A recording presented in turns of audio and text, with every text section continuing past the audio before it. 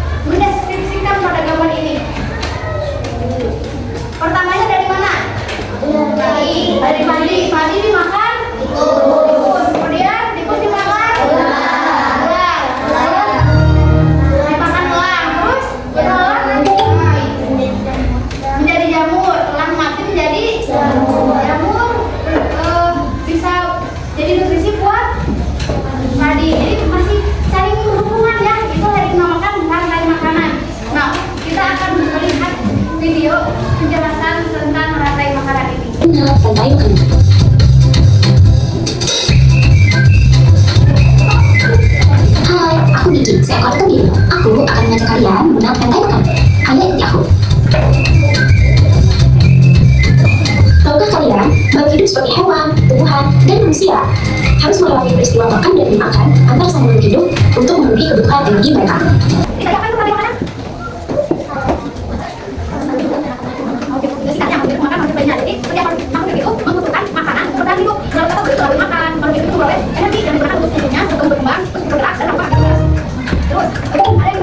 Interaksi antara makhluk hidup dalam ekosistem berupa rantai makanan. Jadi rantai makanan itu merupakan rangkaian peristiwa yang dimakan atau dimakan oleh makhluk hidup untuk beberapa hidupnya. Kayak gini, kebayang nggak? Jadi rantai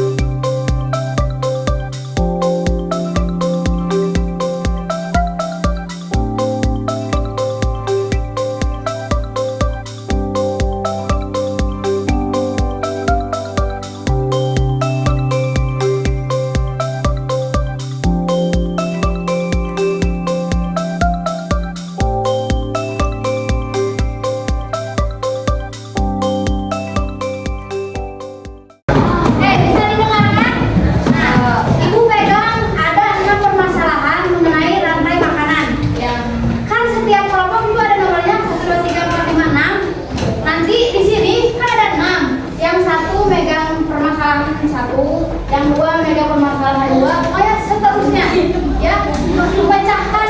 Jadi kalian